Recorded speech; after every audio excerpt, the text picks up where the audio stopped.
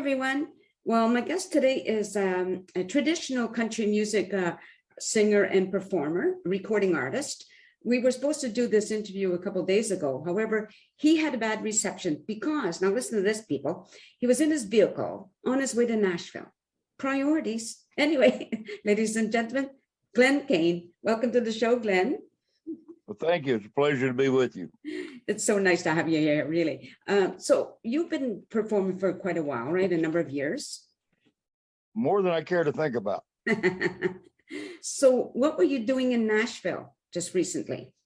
Well, we actually had to go down and do a live radio performance as you were trying to talk to me on Wednesday as we were bouncing down the interstate.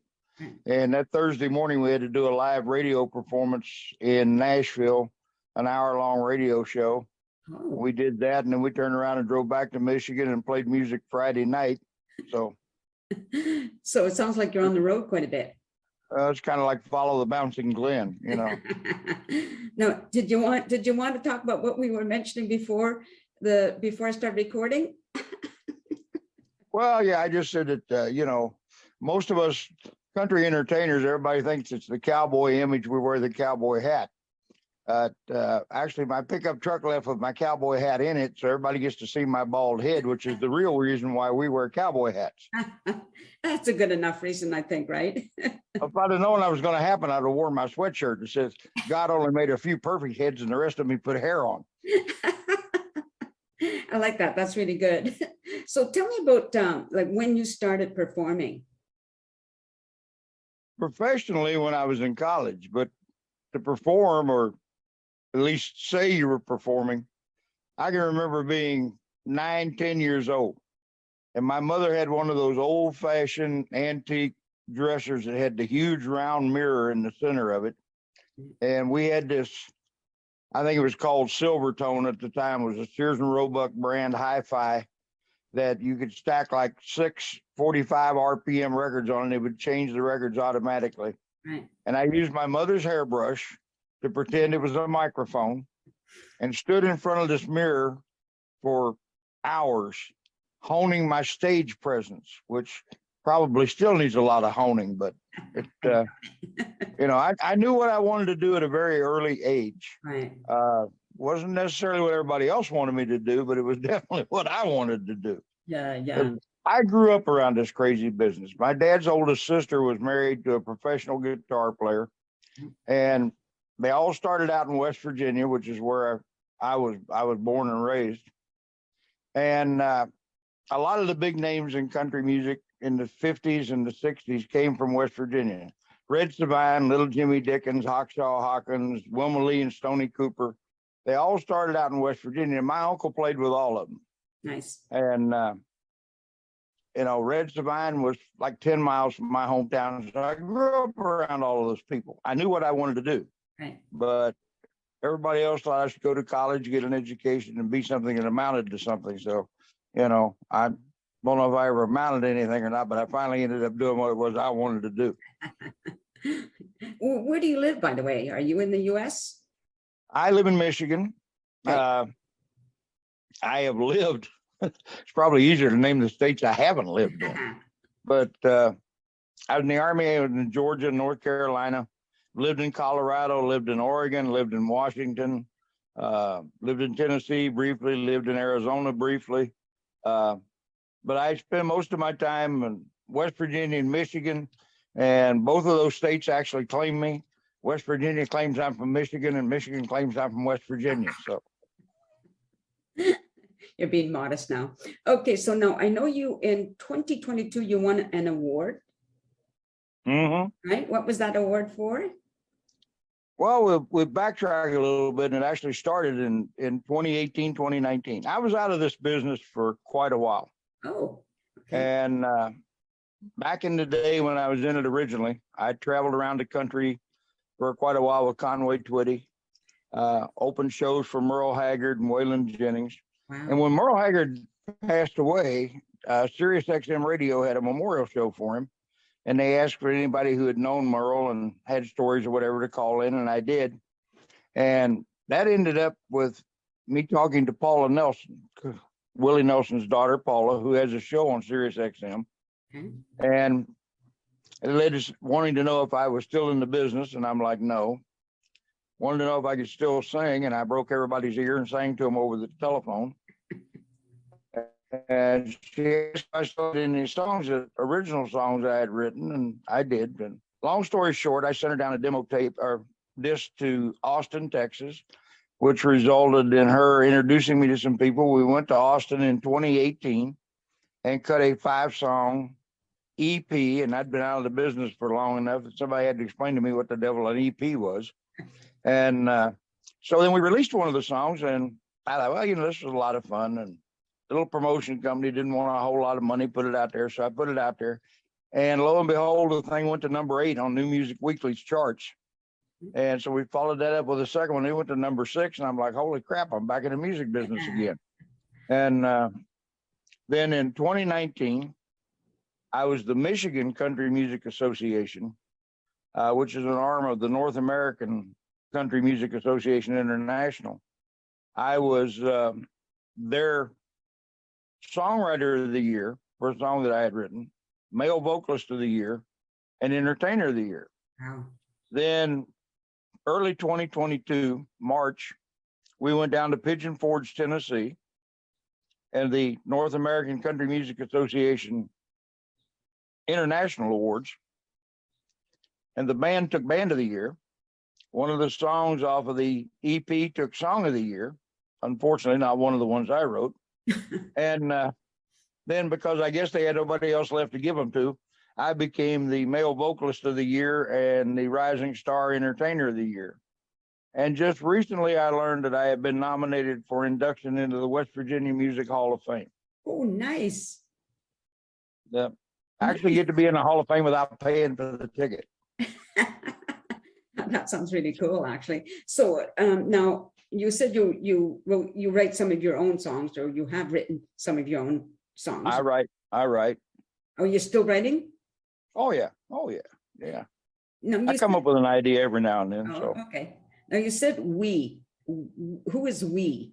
Who goes with you? well, I've collaborated with a couple of the guys in the band. I give them credit for the collaboration. They'll throw some crazy phrase out in the middle of a conversation. I'll go, there's a song in there somewhere, and then I'll sit down and write it. So, but they came up with the phrase, so I give them credit, and that way everybody stays happy. So how many people are in the band? I carry a minimum 5, part of the time 6-man band. I carry a lead guitar player, rhythm guitar player, steel guitar player, bass guitar player, drummer, a fiddle player, and occasionally I carry Texas twin fiddles. Oh, what's the twin fiddles? What is that? Means 2 fiddle players. Oh, duh. You'll be all right. You'll be all right, myself Nancy. You for just that have to. No, you'll be all right. You just need to learn to speak Southern. Pretty hard when I live in Southern. Well, I do. I live I live in Western Canada, so it's not the same. But anyway. Yeah, but you live in beautiful country. I've fished that country up there and hunted. That's beautiful country up there. Yeah, it is very much. It's not where I'm from originally. I came from the Eastern Canada and moved my way out here. Anyway, it's not about me.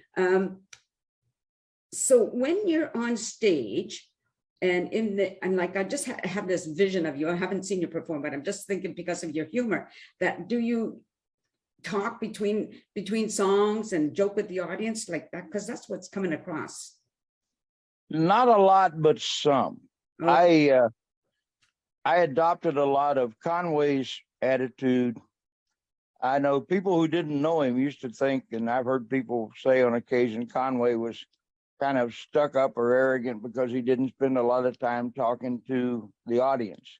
But his philosophy was, those people didn't pay all that money for those tickets to hear me talk. Right. Yeah. They paid the tickets to hear me sing. Right.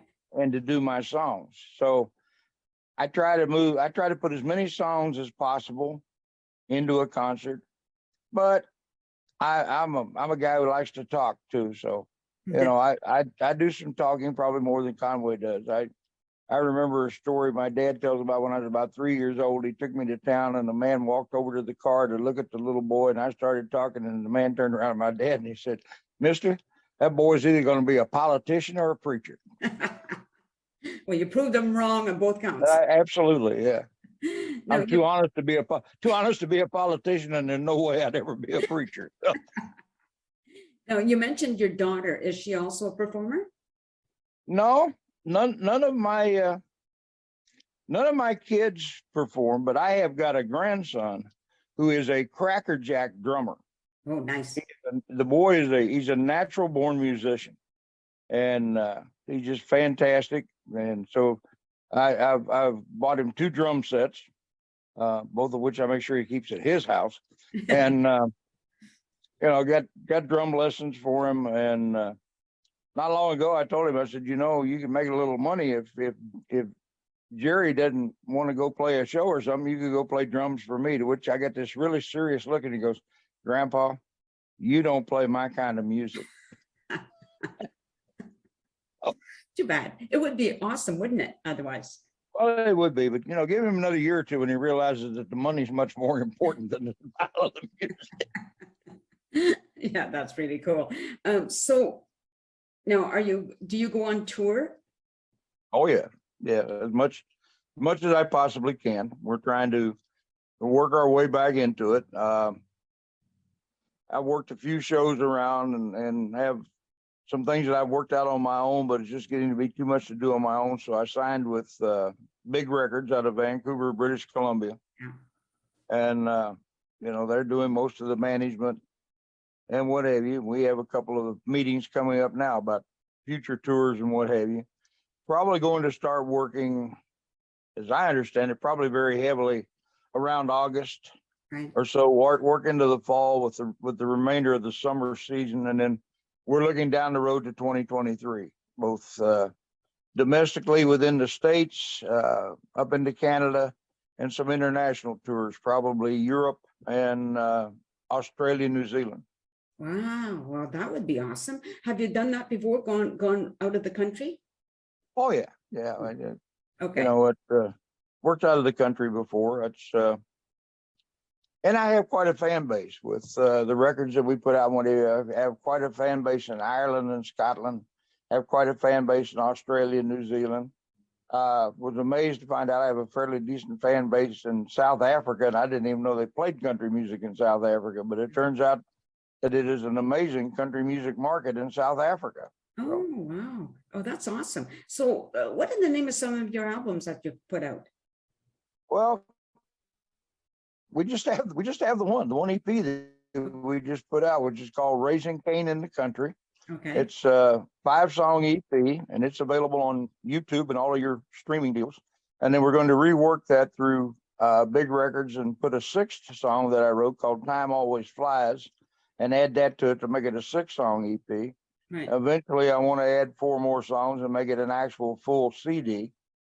And then we'll start recording some other stuff. I did a lot of stuff back when I was in this business before, but never really did anything seriously for myself in a recording or as a solo act. I was always working for somebody else, working with somebody else, fronting the show for them, or worked a lot of security with a lot of people too, because I'm also a former Green Beret. So they. Oh, tell me about that. I want to know more about being a Green Beret. I know we were those guys with the funny looking little green hat. Yeah. My kids took me to see the movie Rambo to tell me how good I really was, because I didn't know I could do all that stuff. But, we were, I took our OTC in college, Reserve Officer Training, and was a distinguished military student, distinguished military graduate. So I didn't get a reserve commission. I got a regular Army commission. And I always one of those crazy daredevil guys. So I jumped out of airplanes, became airborne, went to Ranger School, following in my father's footsteps, actually, because of World War II history, for people who are watching and know anything about World War II history. The American Army Rangers were formed during World War II and were originally a unit called Darby's Rangers. And my dad was one of the original members of Darby's Rangers, one of the very, very first of the first 750. He was one of the first. So I followed in his footsteps, and then, went on and got a green beret. And I laugh and tell everybody, they had Barry Sadler, and I thought it was Special Services, but it turned out to be Special Forces, Wow, that's really something. I was going to ask a question now. I've forgotten it. Well, I just want to first of all say thank you to Big Records, because that's how you and I got connected, Pamela and Mhm. on Messenger. So that's really good for me, and hopefully for you as well. Although you sound like you're doing fine without me, that's for Well, sure. they're a good outfit, and they're working down the road to a lot of long-term things that they're looking at with their artists that I find very encouraging, very enlightening. Mark Rosner that owns the company, or the CEO of the company, is a very forward-thinking man. I'm impressed with almost all of the staff he has. I mean, it's like any other company. There's probably a couple, three people that don't impress me that much, but then I probably don't impress them that much either. So. Yeah, I've had Mark on the show, and I like what he had to say too. It's quite interesting, you know. So you said you're going to be coming on that one of the tours. You're going to be coming to Canada. You're doing Western Canada, do you know? It's my understanding we're going to be doing Western Canada. It's my understanding they're looking at two different tours, one in Eastern Canada, one in Western Canada. I think Western Canada is going to be more of a country music type tour. Probably Eastern Canada is going to be more of a rock and roll type tour with the rock groups that they have on the record label.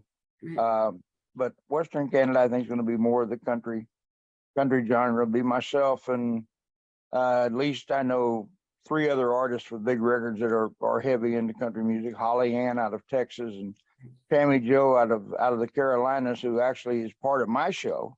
And I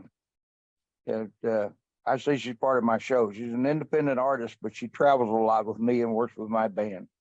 And so I'm like Porter Wagner was with Dolly Parton. I get selfish and say she's part of my show. And then myself, of course. And then we have a Canadian artist, Fraser Newcomb. And Fraser's a really good, very talented country artist. And it was kind of funny because a disc jockey friend of mine from Nashville, Steve Quick, called me one day and says, there's a Canadian artist that would like to talk to you. I've told him all about you. And would you mind if I gave him your telephone number? And I go, oh, that'd be fine. And so this guy calls me and said, you know, hi, I'm Fraser Newcomb, blah, blah, blah. And so Steve Quick gave me your phone number. And I said, yeah. And he said, I have this idea I'd like to put together. He said, I'm from Nova Scotia. And he says, you know, that was Hank Snow's hometown and home area. And I said, oh, yeah, absolutely. He said, I want to try to do a tribute concert to Hank Snow in Nova Scotia, and I wonder if you'd be interested in working the concert. And I'm like, sure, I don't have a problem with it. I said, I just need to clear it with my record label, and because they kind of have the management part of it. And he goes, who's your record label? And I said, it's Big Records out of Vancouver, British Columbia. He says, you're kidding me, because I'm Big Records out of Vancouver, British Columbia. And I go, you are? Really? You know, so both of the same record label. We both heard of each other, but neither one of us had ever actually met each other until that phone call. So Cool. This shows you how involved and yet separated this business can be at times. Yeah, for sure. Well, I hope you make it to Chilliwack, BC, because that's where I am. And then during that tour, and then I'd get to interview people in person. That would be really nice, you know. I keep putting we will definitely try to work that in. We get to Western Canada, we'll figure out a way to work that in. Well, I keep putting these hints out because I've interviewed Holly Ann and Tammy Joe, and I keep putting it, and I forget who else was recently, but anyway, I keep putting these hints in. Well, they're not hints, actually. They're flat out inviting myself on the tour bus, but nobody's picked up on it yet. So that would be. Well, consider yourself invited. Thank you so much. That would be a blast, you know, because I decided I could be the roadie, right? A groupie, a fan, and a mother figure for the younger ones. Sorry, but you know, we're probably close to the same age, so I don't want to be your mother figure. Yeah, my own mother had enough problems with me. I don't think anybody else wants to try to be my mother. Anyway, this has been really fun. As well, we're going to end it there, okay? And I just stay on camera. I just want to talk to the audience for a second. I hope you enjoyed listening to Glen Cain, and look for his records. They're out there. Probably just have to put his name, you know, Google his name, and I'm sure everything will come up. Enter my name into YouTube, and I'll pop up all over the place. There he goes. You know, you heard it from him. So thank you, everyone. Have a good day. Take care, and peace out. A sense of community Chilliwack's a place to be, a sense of community where you're free. Rolling through the mountains, rolling through the valley, rolling through paradise with me. It's multicultural, you're sure to see it all. Chilliwack's a place to be, you'll see. Come party in the park, go dancing after dark. Chilliwack's a place to be, you'll see.